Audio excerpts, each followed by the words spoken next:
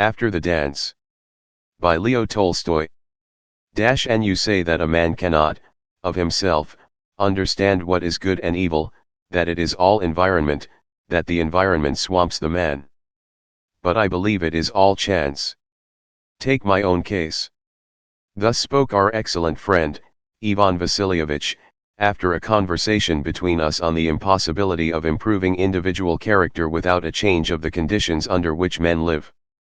Nobody had actually said that one could not of oneself understand good and evil, but it was a habit of Ivan Vasilievich to answer in this way the thoughts aroused in his own mind by conversation, and to illustrate those thoughts by relating incidents in his own life.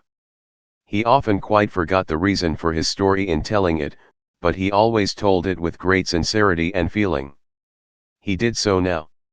Take my own case. My whole life was molded, not by environment, but by something quite different. By what, then, we asked. Oh, that is a long story. I should have to tell you about a great many things to make you understand. Well, tell us then. Ivan Vasilievich thought a little, and shook his head. My whole life, he said, was changed in one night, or, rather, morning. Why, what happened? One of us asked. What happened was that I was very much in love. I have been in love many times, but this was the most serious of all. It is a thing of the past, she has married daughters now. It was Varenka B. Ivan Vasilievich mentioned her surname.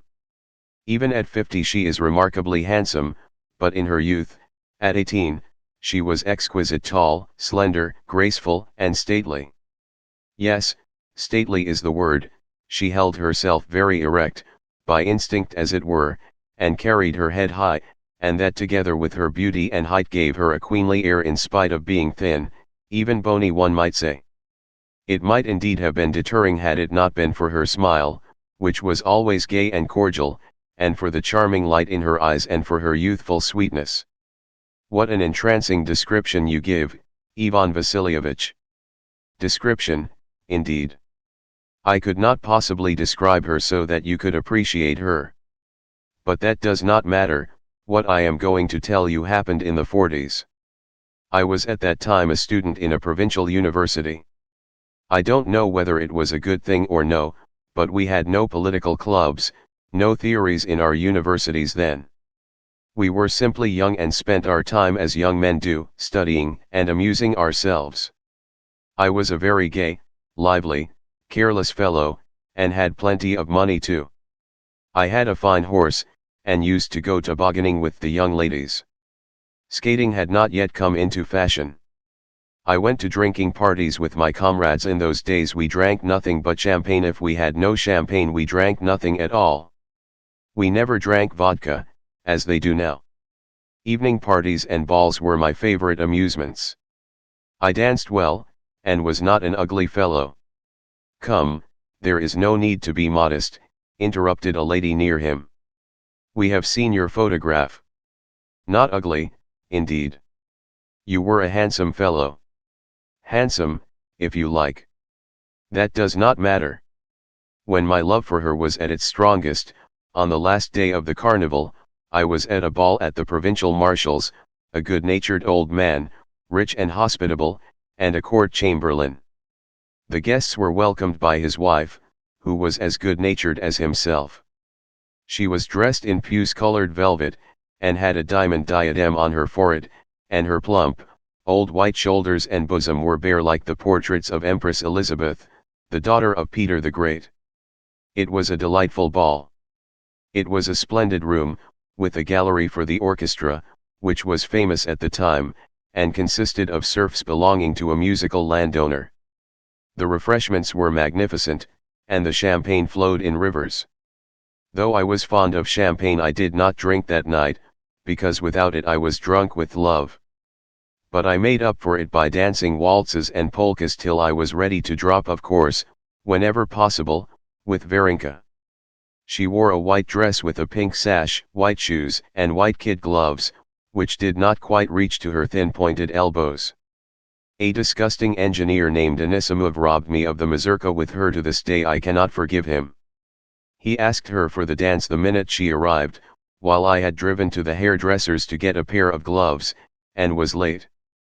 So I did not dance the mazurka with her, but with a German girl to whom I had previously paid a little attention, but I am afraid I did not behave very politely to her that evening. I hardly spoke or looked at her, and saw nothing but the tall, slender figure in a white dress, with a pink sash, a flushed, beaming, dimpled face, and sweet, kind eyes.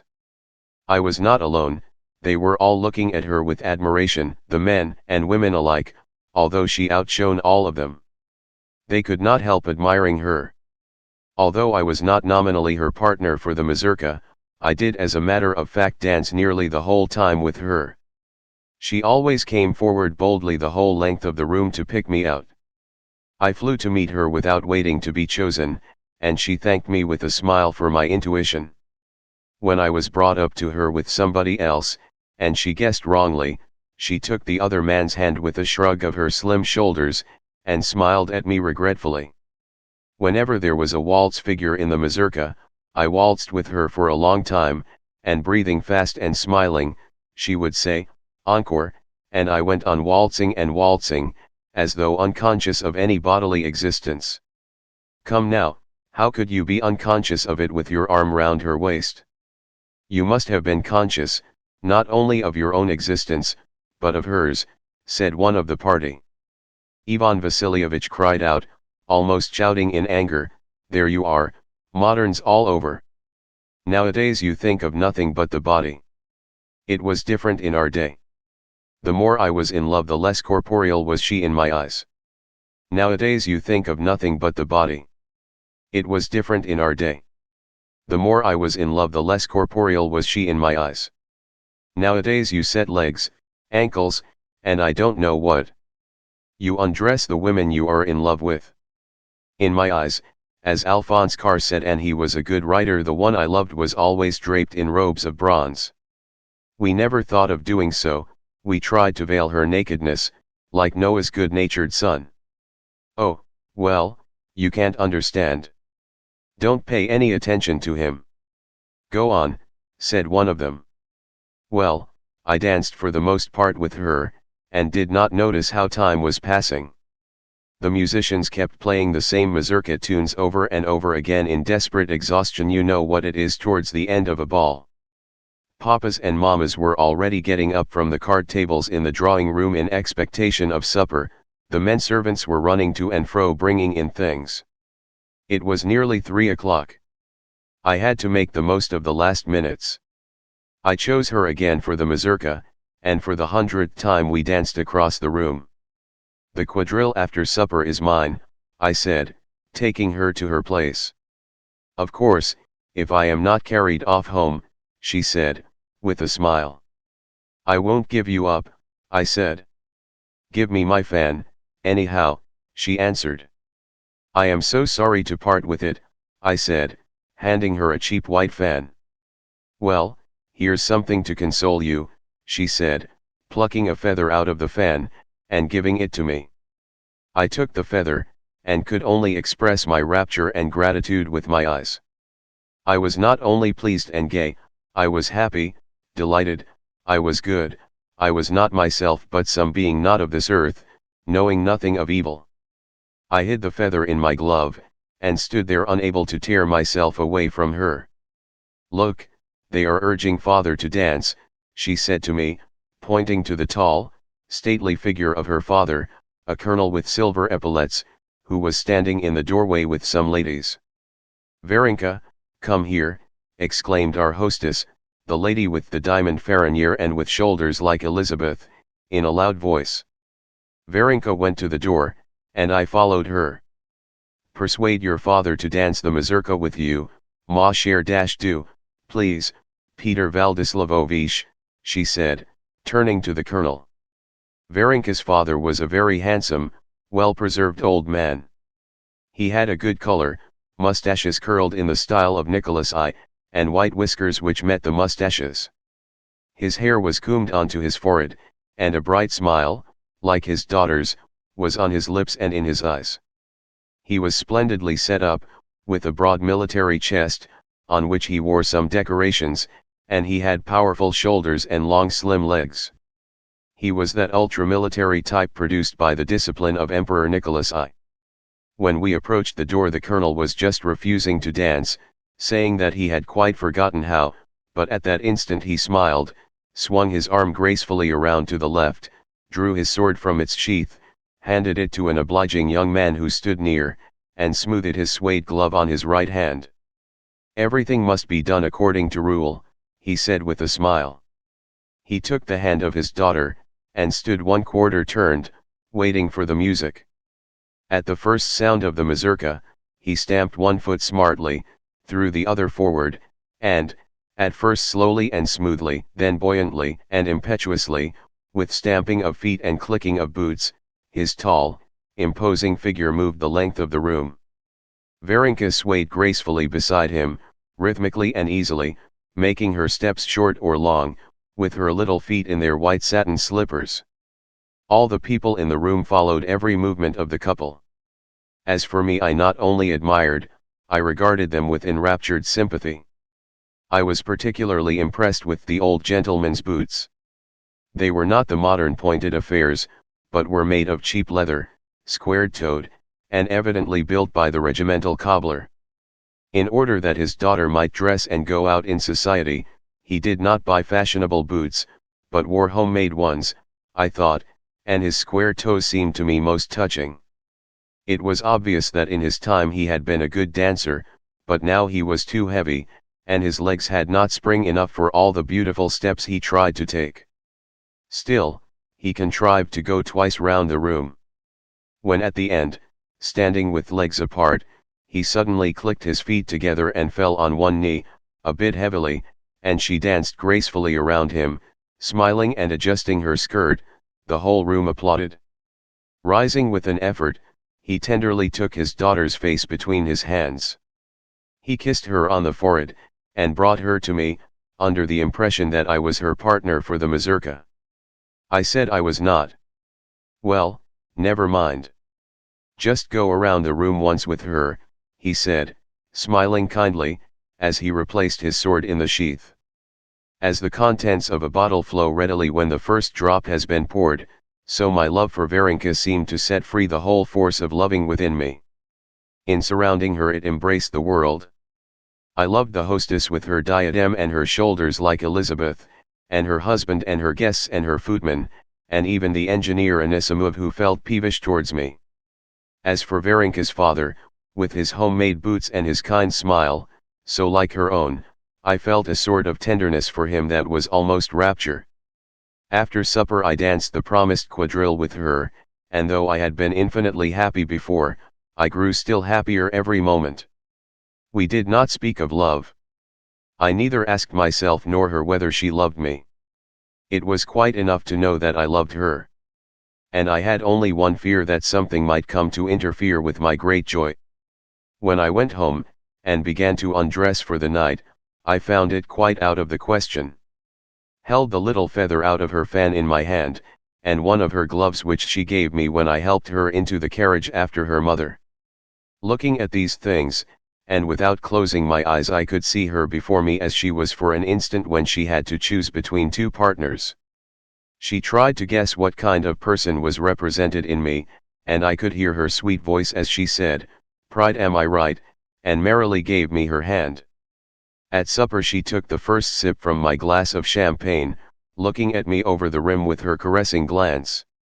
But, plainest of all, I could see her as she danced with her father, gliding along beside him, and looking at the admiring observers with pride and happiness. He and she were united in my mind in one rush of pathetic tenderness. I was living then with my brother, who has since died. He disliked going out, and never went to dances, and besides, he was busy preparing for his last university examinations, and was leading a very regular life. He was asleep. I looked at him, his head buried in the pillow and half covered with the quilt, and I affectionately pitied him for his ignorance of the bliss I was experiencing. Our serf Petrusha had met me with a candle, ready to undress me, but I sent him away. His sleepy face and tousled hair seemed to me so touching. Trying not to make a noise, I went to my room on tiptoe and sat down on my bed. No, I was too happy, I could not sleep. Besides, it was too hot in the rooms. Without taking off my uniform, I went quietly into the hall, put on my overcoat, opened the front door and stepped out into the street. It was after 4 when I had left the ball. Going home and stopping there a while had occupied 2 hours, so by the time I went out it was dawn. It was regular carnival weather, foggy, and the road full of water-soaked snow just melting, and water dripping from the eaves. Varenka's family lived on the edge of town near a large field, one end of which was a parade ground, at the other end was a boarding school for young ladies. I passed through our empty little street and came to the main thoroughfare, where I met pedestrians and sledges laden with wood, the runners grading the road. The horses swung with regular paces beneath their shining yokes, their backs covered with straw mats and their heads wet with rain, while the drivers, in enormous boots, splashed through the mud beside the sledges. All this, the very horses themselves, seemed to me stimulating and fascinating, full of suggestion. When I approached the field near their house, I saw at one end of it, in the direction of the parade ground, something very huge and black, and I heard sounds of fife and drum proceeding from it. My heart had been full of song, and I had heard in imagination the tune of the mazurka, but this was very harsh music. It was not pleasant. What can that be? I thought, and went towards the sound by a slippery path through the center of the field. Walking about 100 paces, I began to distinguish many black objects through the mist. They were evidently soldiers. It is probably a drill, I thought. So I went along in that direction in company with a blacksmith, who wore a dirty coat and an apron, and was carrying something. He walked ahead of me as we approached the place. The soldiers in black uniforms stood in 2 rows, facing each other motionless, their guns at rest. Behind them stood the fifes and drums, incessantly repeating the same unpleasant tune. What are they doing? I asked the blacksmith, who halted at my side. A Tartar is being beaten through the ranks for his attempt to desert, said the blacksmith in an angry tone, as he looked intently at the far end of the line. I looked in the same direction, and saw between the files something horrid approaching me. The thing that approached was a man, stripped to the waist, fastened with cords to the guns of 2 soldiers who were leading him. At his side an officer in overcoat and cap was walking, whose figure had a familiar look. The victim advanced under the blows that rained upon him from both sides, his whole body plunging, his feet dragging through the snow. Now he threw himself backward, and the subalterns who led him thrust him forward. Now he fell forward, and they pulled him up short, while ever at his side marched the tall officer, with firm and nervous pace. It was Varenka's father, with his rosy face and white mustache. At each stroke the man, as if amazed, turned his face, grimacing with pain, towards the side whence the blow came, and showing his white teeth repeated the same words over and over. But I could only hear what the words were when he came quite near. He did not speak them, he sobbed them out: brothers, have mercy on me. Brothers, have mercy on me. But the brothers had no mercy, and when the procession came close to me, I saw how a soldier who stood opposite me took a firm step forward and lifting his stick with a whir, brought it down upon the man's back. The man plunged forward, but the subalterns pulled him back, and another blow came down from the other side, then from this side and then from the other. The colonel marched beside him, and looking now at his feet and now at the man, inhaled the air, puffed out his cheeks, and breathed it out between his protruded lips. When they passed the place where I stood, I caught a glimpse between the 2 files of the back of the man that was being punished. It was something so many-colored, wet, red, unnatural, that I could hardly believe it was a human body. My God, muttered the blacksmith. The procession moved farther away. The blows continued to rain upon the writhing, falling creature, the fifes shrilled and the drums beat, and the tall imposing figure of the colonel moved alongside the man, just as before. Then, suddenly, the colonel stopped, and rapidly approached a man in the ranks. "I'll teach you to hit him gently," I heard his furious voice say. "Will you pat him like that? Will you?" And I saw how his strong hand in the suede glove struck the weak, bloodless, terrified soldier for not bringing down his stick with sufficient strength on the red neck of the Tartar. "Bring new sticks," he cried, and looking round, he saw me. Assuming an air of not knowing me, and with a ferocious, angry frown, he hastily turned away. I felt so utterly ashamed that I didn't know where to look. It was as if I had been detected in a disgraceful act. I dropped my eyes, and quickly hurried home. All the way I had the drums beating and the fifes whistling in my ears. And I heard the words, "Brothers, have mercy on me, or will you pat him? Will you?" My heart was full of physical disgust that was almost sickness. So much so that I halted several times on my way, for I had the feeling that I was going to be really sick from all the horrors that possessed me at that sight. I do not remember how I got home and got to bed. But the moment I was about to fall asleep I heard and saw again all that had happened, and I sprang up. Evidently he knows something I do not know, I thought about the colonel. If I knew what he knows I should certainly understand what I have just seen, and it would not cause me such suffering. But however much I thought about it, I could not understand the thing that the colonel knew. It was evening before I could get to sleep, and then only after calling on a friend and drinking till I was quite drunk. Do you think I had come to the conclusion that the deed I had witnessed was wicked? Oh, no. Since it was done with such assurance, and was recognized by everyone as indispensable, they doubtless knew something which I did not know. So I thought, and tried to understand. But no matter, I could never understand it, then or afterwards. And not being able to grasp it, I could not enter the service as I had intended. I don't mean only the military service, I did not enter the civil service either. And so I have been of no use whatever, as you can see. "Yes, we know how useless you've been," said one of us. "Tell us, rather, how many people would be of any use at all if it hadn't been for you." "Oh, that's utter nonsense," said Ivan Vasilievich, with genuine annoyance. "Well, and what about the love affair?" "My love? It decreased from that day. When, as often happened, she looked dreamy and meditative, I instantly recollected the colonel on the parade ground, and I felt so awkward and uncomfortable that I began to see her less frequently. So my love came to naught. Yes, such chances arise, and they alter and direct a man's whole life," he said in summing up. "And you say,